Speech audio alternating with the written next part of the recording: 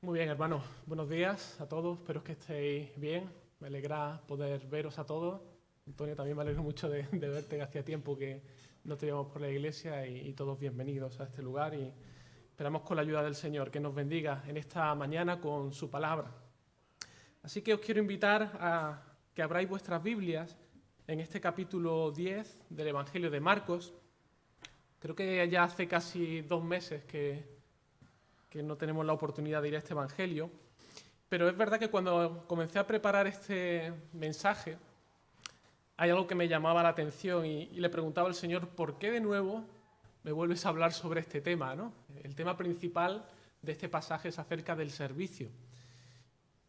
Y pensaba, ¿por qué? Si ya en los capítulos 8 y 9 el Señor ha tratado este tema, si ya tuve que predicar sobre este asunto, ¿por qué el Señor trae de nuevo este tema a la iglesia, ¿no? Señor, ¿por qué eres tan pesado con este tema? Lo digo con respeto, ¿no? Pero creo que el Espíritu Santo insiste en este tema porque es de vital importancia para nosotros. El Espíritu Santo ha inspirado esta parte también de la Escritura y el Señor no hace las cosas simplemente por rellenar hueco en el Evangelio, por rellenar, porque había que escribir 16 capítulos, sino porque este tema del servicio a los demás es un tema de vital importancia para nuestra vida.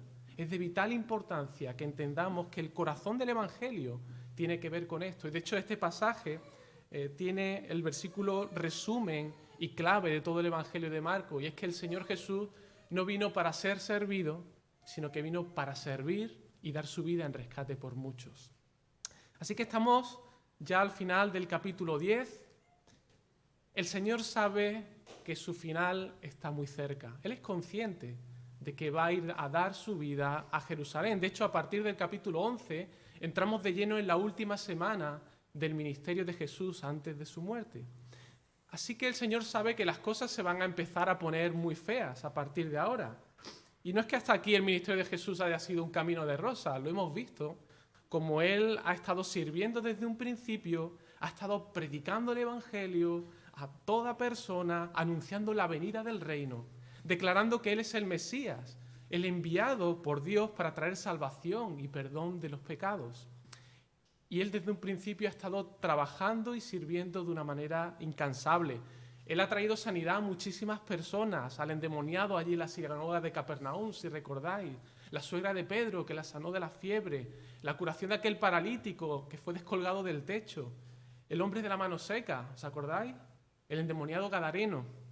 Él ha resucitado a la hija de Jairo, la mujer con flujo de sangre que toca su manto, alimentando a multitudes de manera milagrosa con solo 5 panes y 2 peces.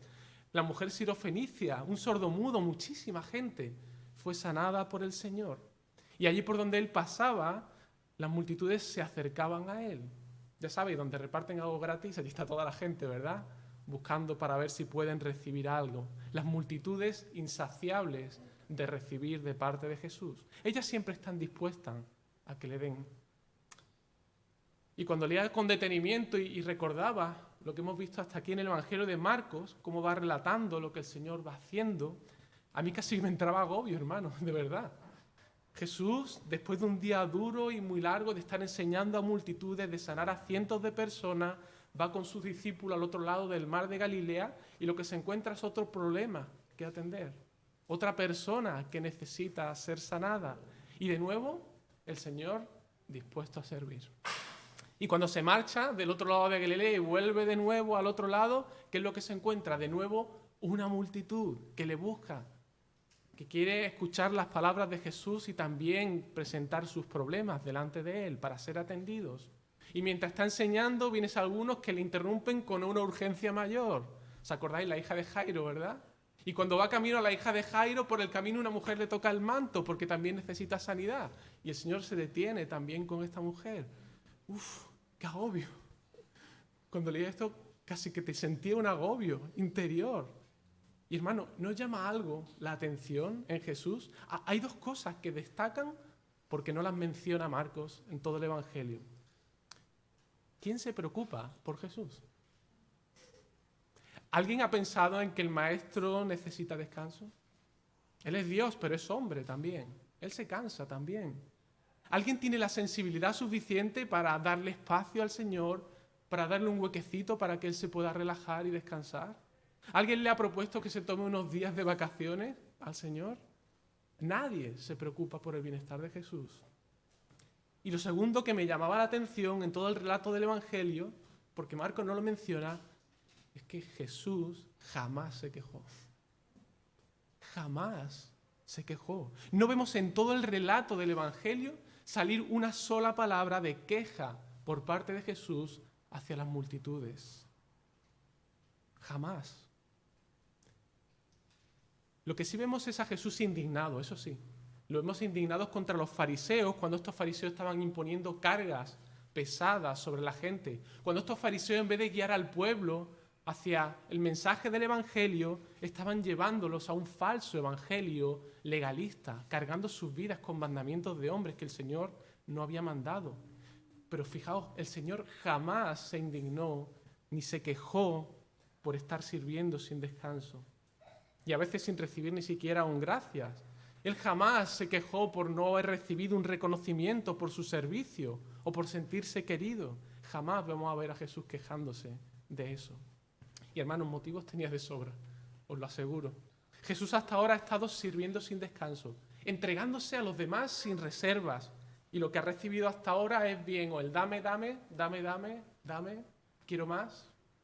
O la crítica de los fariseos, que solamente buscaban una ocasión donde pillarle en algo para desacreditarle, para destruirle.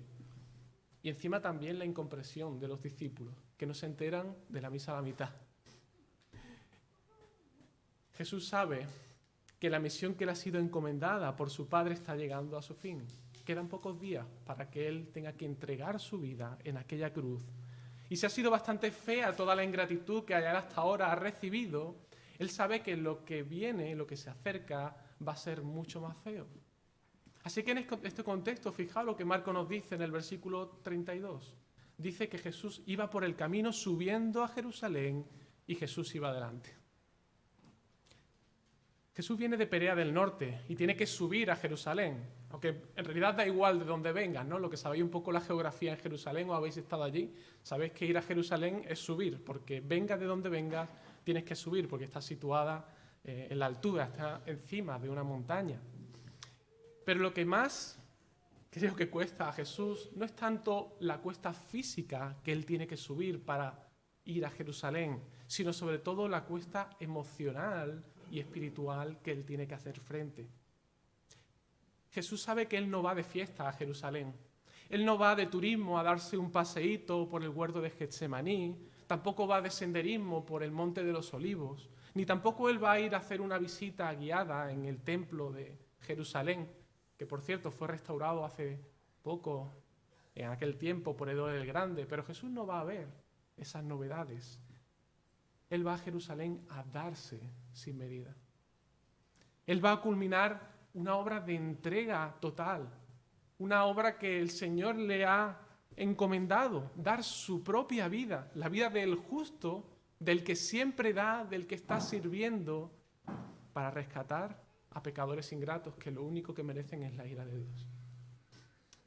Y Marcos nos resume esto en el versículo 45, como dije antes, porque ni aun el Hijo del Hombre vino para ser servido, sino para servir y dar su vida en rescate por muchos. Y a eso es a lo que va Jesús, a Jerusalén. Ahora quiero que observes algo. ¿Cómo se encamina Jesús a ese destino fatal? Jesús no va resignado. Él nos dice, bueno, es que el Padre me ha encomendado esto, ¿qué vamos a hacerle? Pues habrá que aguantarse. Jesús tampoco se hace el remolón. No es como cuando, no sé si habéis visto a la gente que no sabe tirarse de cabeza a una piscina, ¿no? Y allí se acerca un poquito, va que se tira, pero le da miedo y se echa para atrás, ¿no? Y luego lo intenta otra vez, pero ves que no puede y se echa para atrás y está así hasta que finalmente se van, ¿no? Y se tumban en el césped porque no se atreven a tirarse de cabeza. Pero Jesús no va así a Jerusalén. Él no se hace el remolón. No lo intenta, pero luego se echa atrás de manera cobarde. Jesús tampoco espera que la gente reconozca su trabajo. Él no está esperando que la gente le aplauda por su servicio antes de dar esa entrega final en la cruz. Jesús ni siquiera espera el apoyo de los más cercanos para que le den algo de calor y le animen. Observa la gloria de nuestro Señor. Fíjate en este pasaje y mira la gloria que hay en él. Marcos nos dice que él iba camino subiendo a Jerusalén y él iba delante. Los discípulos no eran los que iban abriendo el camino, él era el que iba delante. Jesús va con valentía, con decisión.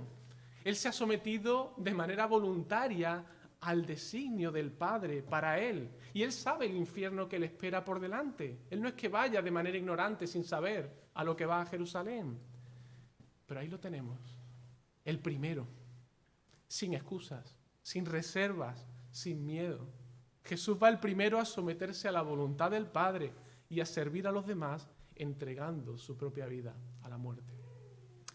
Y hermano, creo que esto los discípulos algo captaron, porque hay un clima de gravedad y de solemnidad que pesa en el ambiente. Algo se está mascando y yo creo que los discípulos algo perciben de eso. Quizás, no sé si el rostro de Jesús, la seriedad que hay en él, la manera en la que él se encamina a Jerusalén sabiendo que va a dar su vida. Pero fíjate, observa la reacción de los discípulos. Mientras Jesús se encamina hacia Jerusalén sabiendo lo que le espera, dice que los discípulos se asombraron y le seguían con miedo. Esta palabra asombraron es fuerte. Da la idea de que estaban perplejos, estar llenos de asombro, pero a la vez estaban espantados y aterrorizados, maravillados, pero atemorizados. Había en ellos quizá una mezcla de admiración por ver al Señor, su temple y la gloria que Él está mostrando, encaminándose con valentía hacia su propia muerte, pero a la vez hay un terror por parte de los discípulos, porque intuían que algo malo iba a pasar. Quizás tenían temor por su propia vida, porque claro, si el Señor va a morir, ¿qué va a ser de los discípulos? ¿Qué va a ser de ellos? Así que Jesús, conociendo lo profundo que hay en el corazón de los discípulos, sabiendo el temor y el miedo que hay en ellos, ¿sabéis lo que hace? Dice el versículo 32 que entonces, volviendo a tomar a los 12 aparte, les comenzó a decir las cosas que habían de acontecer. Yo no sé si esto os pasa también a vosotros, ¿no? Pero yo cuando me encuentro en una situación difícil, cuando estoy en angustia, en peligro, cuando lo estoy pasando mal, estoy en un aprieto, en medio del peligro, lo primero en lo que pienso es en ponerme a salvo. Lo que realmente me importa en ese momento es mi propia vida. Yo mismo. Cuando uno está angustiado, cuando uno está preocupado por algo, cuando tienes un problema grave en tu vida, nuestra tendencia es a olvidarnos del resto del mundo. Centrarnos en nosotros mismos. No sé si esto también os pasa a vosotros o soy yo solo. A mí me pasa. Es como que el resto del mundo deja de tener importancia y tú te conviertes en el centro, en lo más importante. Te habla la gente, pero no le prestas ni atención. Es como si estuvieras escuchando un ruido de fondo, algo que está sonando ahí, pero que acabas ignorando. Y en el mejor de los casos, si escuchas lo que está pasando a tu alrededor, lo que surge dentro de mí es, mira, no me cuentes tus problemas, bastante tengo yo ya con lo mío. Si supieras lo que está pasando, por lo que estoy pasando yo, tú no sabes de mi problema. Hermano, nuestra tendencia natural es egoísta, a ser nosotros el centro. Mi problema es lo verdaderamente importante. Pero observa a Jesús por un momento. Detente en ver a Jesús como Marcos nos lo relata. Fijaos, Jesús, sabiendo que va a entregar su vida y lo que está por delante, viendo el temor de sus discípulos, ¿qué es lo que hace? Él no le dice, chicos, mirad, sois unos insensibles. Deberíais estar apoyándome en estos momentos. Es a mí a quien van a matar. Mi problema es infinitamente más grande que ese temor absurdo que tenéis vosotros. ¿Es que no lo entendéis? Fijaos, Jesús no hace eso. Jesús, lejos de estar centrado en sí mismo, en medio de una situación angustiosa y peligrosa, fíjate cómo está. Está preocupado por sus discípulos. Y hermanos, creo que no alcanzamos a entender a lo que Jesús se va a enfrentar. No solo se trata del sufrimiento que Él va a pasar, las vejaciones que va a sufrir en sus propias carnes, el ser juzgado injustamente y el finalmente ser clavado en una cruz. Eso ya de por sí es terrible. Pero Jesús se va a enfrentar al infierno que supone estar separado de su Padre. El Padre al cual Él ama y quien desde la eternidad ha compartido una comunión íntima y perfecta. sabiendo que Él va a ser separado del Padre y que toda la propia ira del Padre por nuestros pecados va a caer sobre Él. Esto es un evento de dimensiones cósmicas a lo que Jesús se va a enfrentar. Pero míralo, ahí está Jesús viendo el miedo de sus discípulos, un problema que es como una gota en el océano al que Él se va a enfrentar, y sin embargo Jesús está centrado en sus discípulos, está cuidando de ellos, está preocupado por sus angustias y sus temores, y los toma aparte para hablarles al corazón. Y Jesús quiere que ellos sepan lo que va a suceder. Así que Jesús le dice: he aquí subimos a Jerusalén y quiero que sepáis que el Hijo del Hombre será entregado a los principales sacerdotes y a los escribas y que le condenarán a muerte y le entregarán a los gentiles. Y le escarnecerán, le azotarán y escupirán en él y le matarán, mas al tercer día resucitará. Esta es la tercera vez en esta sección del Evangelio en la que el Señor le cuenta a los discípulos lo que va a suceder en Jerusalén. ¿Recordáis cuando Pedro hace aquella confesión? Justo después el Señor le habla acerca de que él iba a ser entregado en Jerusalén y le iban a matar. También cuando estaban discutiendo los discípulos acerca de quién sería el mayor, el Señor les vuelve a anunciar que él iba a morir, y ahora de nuevo, en esta sección, capítulo 10, les habla de su muerte. Ahora, interesante que en esta ocasión el Señor ahora añade algunos detalles que antes no había dicho. Él le dice a sus discípulos que iba a ser condenado a muerte, es decir, que él tendría que ser ejecutado después de haber pasado por un proceso judicial. En las dos ocasiones anteriores, él explica que tendría que morir, pero él no da detalles de cómo iba a suceder esto. También aquí es la primera vez que él revela que sería ejecutado en la ciudad de Jerusalén. Hasta ahora los discípulos no tenían esa información. También les dice que serían los líderes religiosos los que le entregarían a los gentiles, una clara referencia al tribunal presidido por el gobernante de aquel entonces, Poncio Pilato. Y también nos da detalles de cómo iba a ser esa entrega, lo que él tendría que padecer, que iba a ser maltratado, iba a ser escupido y se iban a burlar de él. Ahora, ¿por qué Jesús les da a sus discípulos todos estos detalles? No es porque Jesús tenga un interés morboso en mostrar lo que él va a padecer. Tampoco le cuenta todos estos detalles a los discípulos para recriminarles que su problema es infinitamente mayor y que vean lo ridículo que resultan sus temores en comparación con el problema que tiene Jesús. No, hermano. El problema y el propósito principal que tiene Jesús con esto es alentar y sostener a sus discípulos para cuando venga la hora de la prueba. El Señor sabe que se acercan momentos críticos y muy difíciles, y Él conoce la debilidad y el temor del corazón de sus discípulos, pero Jesús quiere que los discípulos sepan que cuando llegue el momento de su muerte, ellos van a necesitar recordar que la muerte de Jesús no ha sido un evento fortuito, no se trata de una serie de catastróficas desdichas como la película de Brad Silverling. A Jesús no le ha pillado por sorpresa su muerte, no ha sido la mala suerte de ver que hemos ido a Jerusalén y han pillado a Jesús. Su muerte era el plan determinado por Dios. Su muerte había sido determinada por el Padre. Pero sobre todo Jesús quiere que sepan que su muerte no es el final. A veces esto se les pasó a los discípulos. Cuando Jesús le comenta esto, fijaos cómo termina. Dice, mas al tercer día resucitará.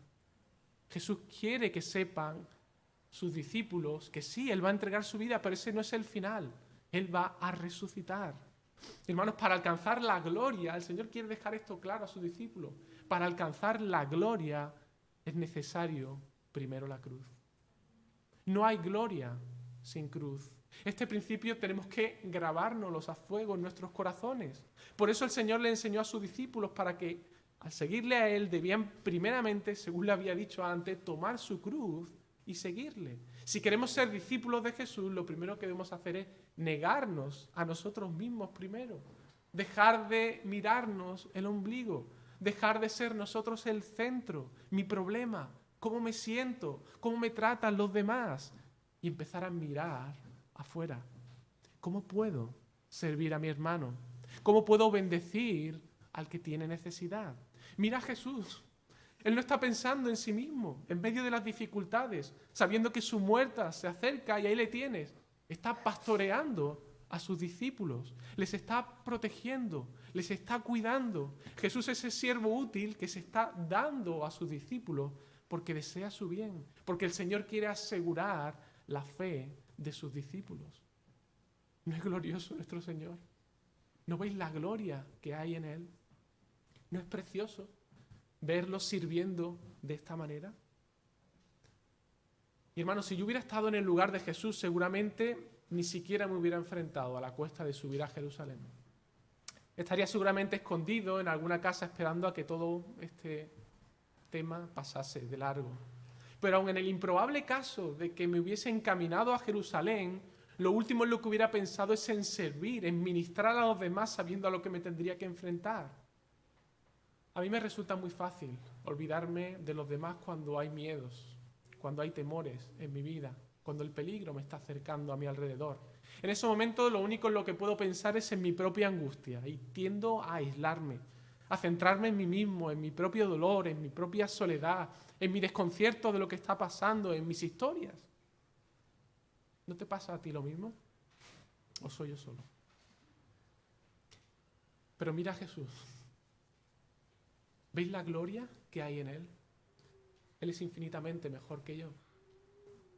El Hijo del Hombre ha venido a servir, a dar su vida en rescate por muchos. Por eso no se detiene a compadecerse de sí mismo ni a preocuparse de sus historias. Él está centrado en hacer la voluntad del Padre y en pastorear a sus discípulos. Y lo hace con una dedicación y un amor precioso. Jesús no está esperando el reconocimiento de las multitudes, ni siquiera de sus discípulos. No se enroca en una espiral de resentimiento hacia ellos porque mírame, yo aquí sufriendo por ellos y ellos ni se enteran de nada. Jesús no se queja de que nadie se preocupa por Él. Bueno, yo aquí dándolo todo, voy a dar mi vida y es que no hacen ni el amago de preguntar cómo estoy. ¿Cómo veis a Jesús aquí? Siempre dándose a los demás, siempre dándose, donándose a sí mismo. Contempla a Jesús. Y hermano, no pase de este pasaje de manera rápida. No dejes que este pasaje pase de largo por tu mente y por tu corazón. Párate a meditar en él. Necesitamos contemplar a Jesús, asentarnos, pararnos un ratito y degustar cómo es Jesús en este pasaje. Admírale, alábale, da gracias por su gloria. Imítale. Somos sus discípulos. Imita al Señor en esto también. Hermano, me entristece mucho cuando veo a personas que se han quedado ancladas porque han buscado un rincón, aislándose de los demás para dedicarse a lamerse sus propias heridas y a rumiar la lástima que sienten por ellos mismos.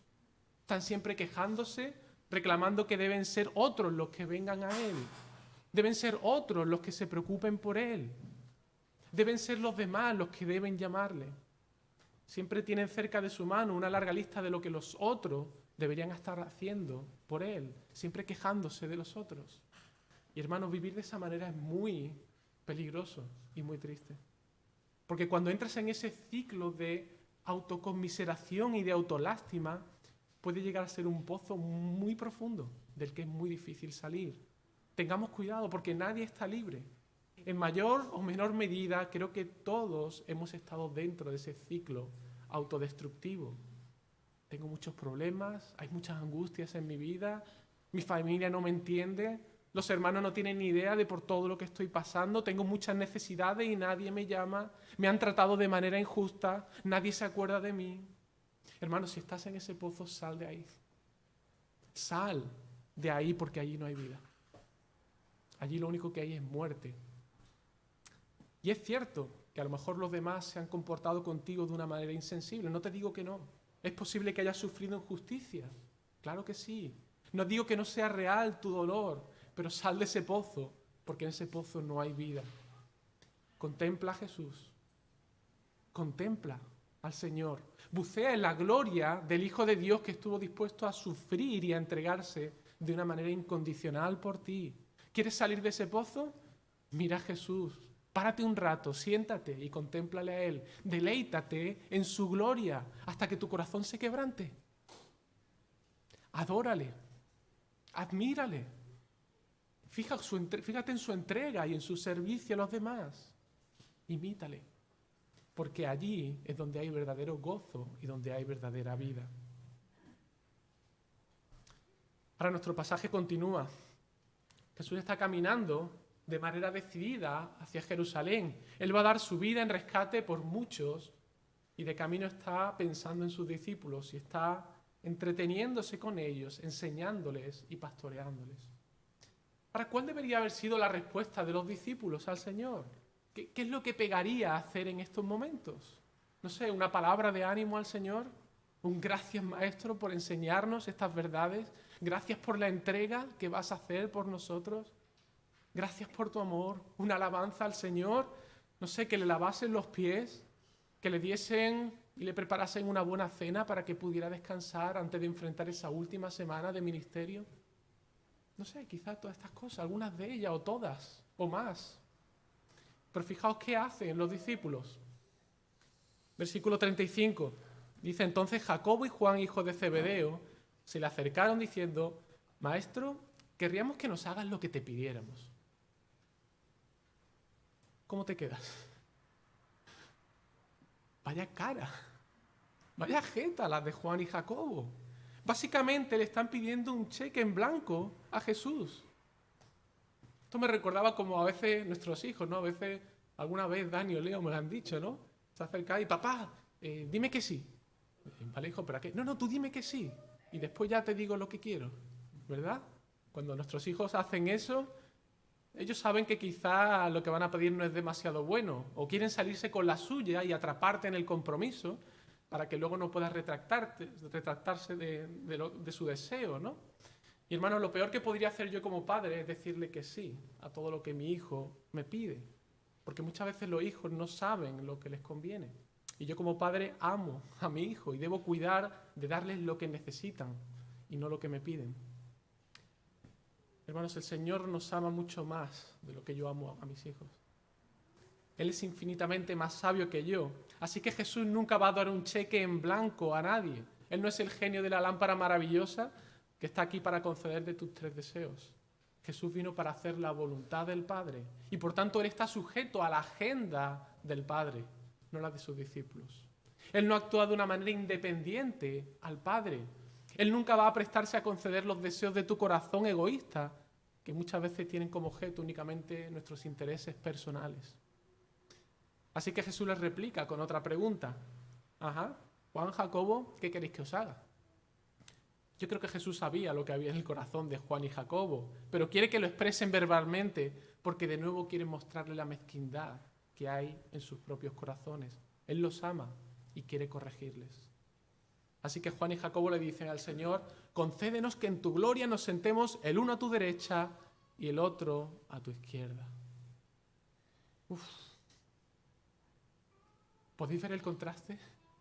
Esto es como recibir una bofetada de la más obscena mezquindad de la realidad que están viviendo Juan y Jacobo.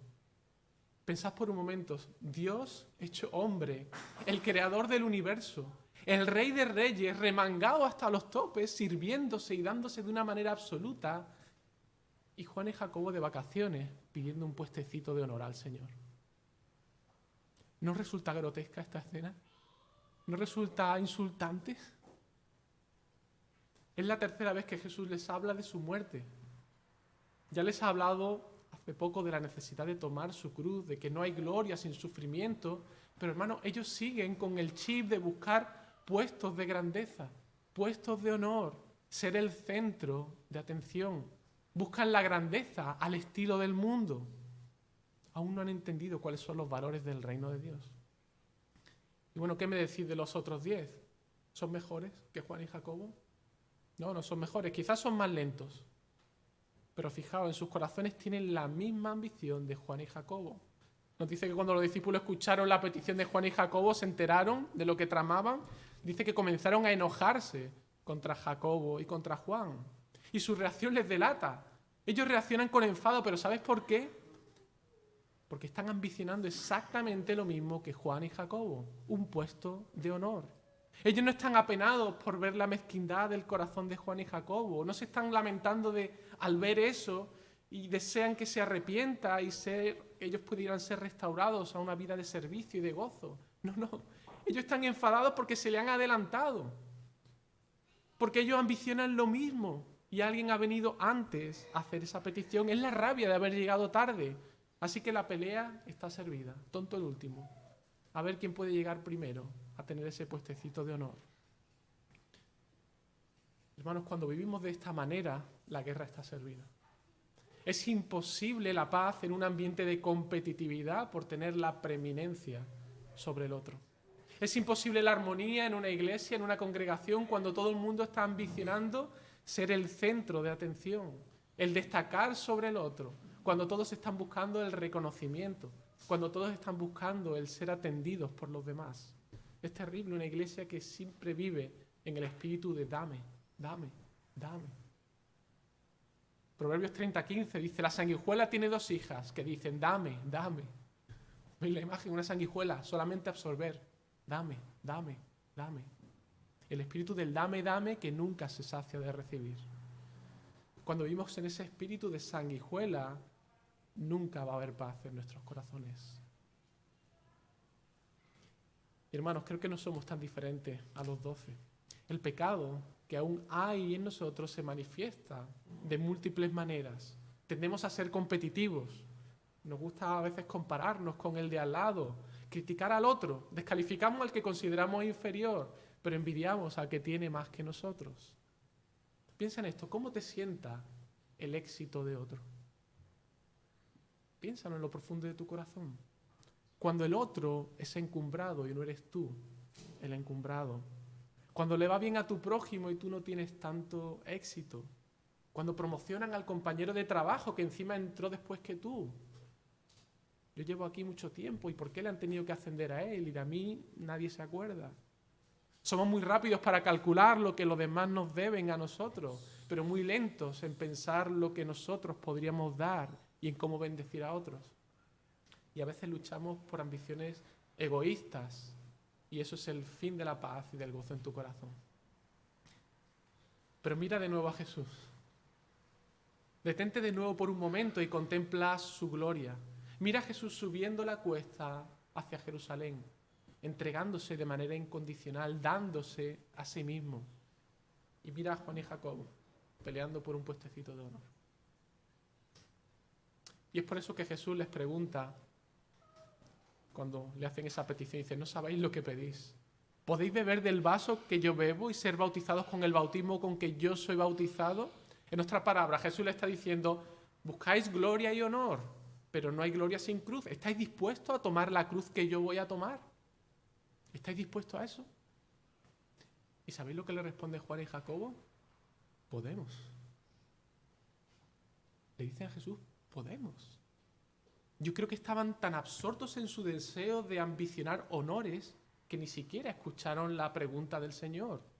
Quizá estarían pensando que Jesús estaba refiriendo a beber físicamente una copa de vino, o que quizás estaba pensando en simplemente entrar en las aguas del Jordán, si eran capaces de hacer eso. Porque su respuesta es muy ligera, porque están pensando simplemente en los propios deseos de su corazón. Quiero pensar eso, porque si no, vaya muestra de arrogancia y de confianza propia.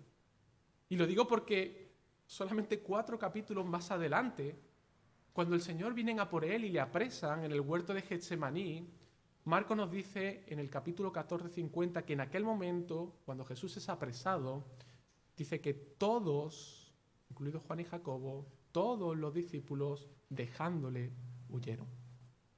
Todos le abandonaron. Y mirad, el Señor conocía estas cosas. Él le ha hablado de cómo iba a ser su muerte. ¿Pensáis que no conocía que sus discípulos se iban a ir, le iban a dejar solo? Él conocía todo aquello. Él sabía que Juan y Jacobo le iban a abandonar. Pero fijaos, el Señor, en vez de recriminarles su osadía y su arrogancia, mirad lo que les dice. Dice, a la verdad, del vaso que yo bebo, beberéis. Y con el bautismo con que yo soy bautizado, seréis bautizados. El Señor en su gracia le está concediendo a Juan y Jacobo el honor de sufrir por su causa. ¿Sabéis? Jacobo fue decapitado en el año 44 por Herodes Agripa. Y Juan fue encarcelado, fue amenazado, azotado, y finalmente desechado en una isla a modo de cárcel llamado Patmos, donde allí escribió el libro de Apocalipsis. Así que el Señor les concede el sufrimiento de sufrir por causa del Señor. Ahora les dice que el sentarse a su derecha y a su izquierda no es algo que le corresponda al Señor conceder. Y no porque el Señor sea inferior en dignidad y en poder a Dios Padre. No es que Jesús no sea Dios, como algunos interpretan este pasaje. La razón por la que Jesús no le concede esta prerrogativa a Juan y Jacobo, aparte de no darle el deseo de su corazón porque tenían un deseo de ambicionar puesto a la manera del mundo y no les convenía, es porque esta no es una prerrogativa del Hijo. Jesús tiene todas las perfecciones que tiene el Padre. Él tiene toda la dignidad y toda la gloria igual al Padre, pero al mismo tiempo hay asuntos, hay roles dentro de la Trinidad en la que le ha sido concedido o es función de una de las personas de la Trinidad y no de la otra. Así que, en este caso, el sentarse a la derecha y a la izquierda de Jesús, allí en su trono, en la gloria, no es algo que estuviera en la potestad del Señor Jesús, sino únicamente en manos del Padre. No sé si se recuerda de otro pasaje cuando el Señor está hablando acerca del fin del mundo, de la venida en gloria del Hijo del Hombre. ¿Qué le dice allí? Dice que del día y de la hora nadie lo sabe, ni siquiera los ángeles del cielo, sino solo mi Padre. ¿Veis? De nuevo, hay algo que cae en la potestad de la prerrogativa del Padre. Solamente el Padre conoce ese día porque Él es el que lo ha decretado. Y de la misma manera que aquí vemos esto, el quien se sienta a la derecha y a la izquierda del Señor en su trono es algo que está reservado en su potestad únicamente al Padre.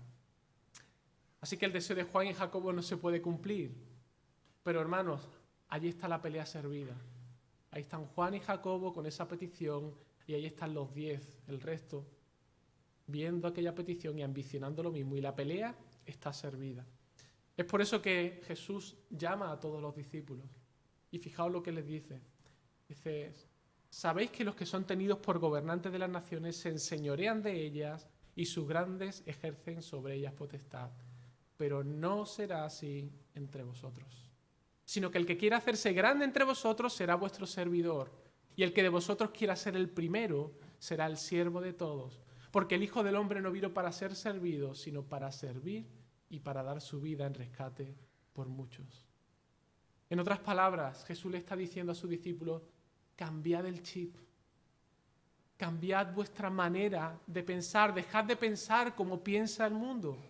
Ahora fijaos, el Señor no les dice que dejen de ambicionar el buscar la grandeza. ¿Quieres ser grande? Adelante. Buena cosa deseas, busca la grandeza. Pero ¿deseas saber lo que es la verdadera grandeza? La verdadera grandeza no es buscar tu puestecito de honor, no es ser el centro de atención. Tenéis que cambiar el chip, tenéis que dar la vuelta porque vais por el camino equivocado.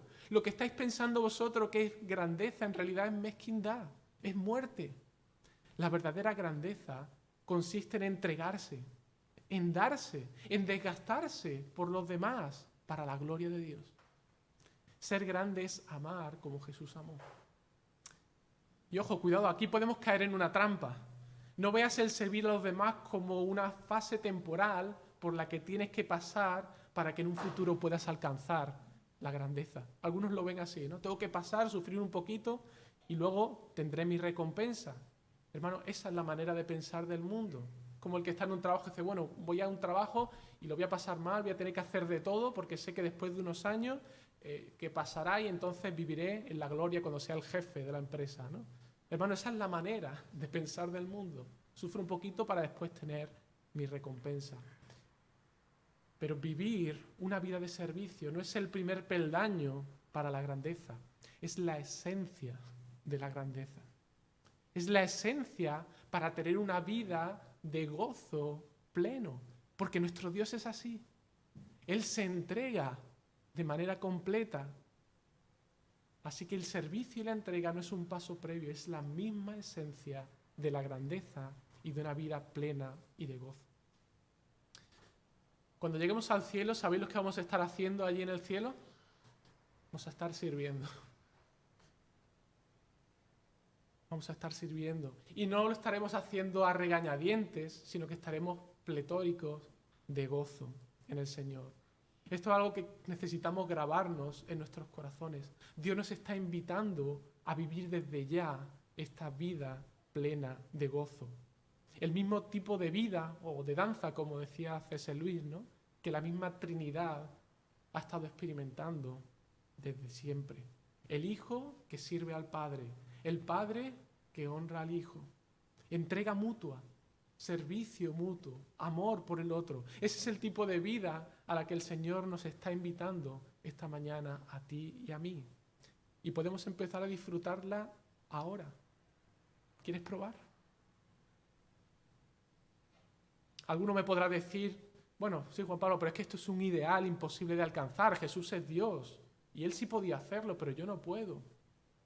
Y te diré, es cierto, humanamente es imposible para nadie vivir así. Pero ¿sabes por qué Jesús podía vivir así? Porque Él estaba lleno del Espíritu Santo. Es cierto, vivir de esta manera es imposible para un pecador, pero por eso fue necesario que Jesús se entregase en la cruz por ti y por mí. Para eso fue por lo que Jesús no se detuvo en esa cuesta a Jerusalén, sino que Él caminó con valentía, con determinación y con decisión hacia Jerusalén para dar su vida. No solamente para perdonar nuestros pecados, sino para hacer posible el mayor de los milagros, y es que el Espíritu Santo habite en ti y en mí, para darnos poder para vivir desde ahora de esta manera, sirviendo a los demás. Hermano, si estás en el pozo de la autocompasión, si estás viviendo centrado en ti mismo, en tus necesidades, en tus problemas, siempre pensando en los que los demás podrían hacer por ti, te imploro, sal de ese agujero, mira al Señor, mira a Jesús. Cuando llegues a casa, vuelve a leer este pasaje y siéntate un rato a pensar en Él. Contempla su gloria y clama al Señor para que por su Espíritu Él te dé el poder para empezar a vivir de otra manera, dándote en servicio a los demás, centrado en el otro. Encamina tus pies e imita al Señor, porque esa es la vida a la que Él nos ha llamado, una vida de plenitud y de gozo. Vamos a orar. Señor, queremos darte gracias por tu palabra en esta mañana. Gracias por hablar a nuestros corazones, Señor, y permite que podamos mirarnos de una manera realista, Señor, examinar nuestro corazón para ver si en él hay algo de egoísmo que siempre hay, Señor, de estar centrados en nosotros mismos, Señor, y quebranta nuestro corazón por tu Espíritu. Señor, ayúdanos a ver que la verdadera vida es la vida de entrega al otro, de servicio. Señor, ayúdanos a mirar tu gloria, a contemplar la belleza que hay en el servir a los demás. Ayúdanos a hacerlo no por intereses personales, sino a hacerlo de manera sincera para que tu nombre sea glorificado. Que busquemos el imitar como tú eres, porque tú eres nuestro Padre, porque tú eres así. Tú nos trataste de esa manera, te entregaste de manera completa y plena por nosotros. Y queremos darte muchas gracias por esa entrega y sacrificio, Señor. Si tú no te hubieras entregado en aquella cruz, estaríamos perdidos para siempre. Queremos darte gracias porque tú no te diste la vuelta, no tuviste miedo, sino que con valentía enfrentaste tu muerte, te entregaste de una manera voluntaria para salvarnos a nosotros. Señor, ayúdanos, danos un corazón gozoso en esta verdad, que podamos no solamente saberla en nuestras cabezas, sino experimentarla en nuestros corazones, y que esto nos mueve a vivir una vida también de entrega y de sacrificio por nuestro hermano. Gracias, Padre, por lo que hace en nuestra vida cada día, Señor, por tu paciencia con nosotros, y porque sabemos que tú eres un Dios que no nos abandonará, Señor, que esa obra que has comenzado en nosotros la vas a terminar. Y, Señor, quédate ahora con nosotros y bendice este resto de tiempo que tendremos. Permite que podamos adorarte y alabarte de manera sincera. Te lo pido en el nombre de Cristo Jesús. Amén.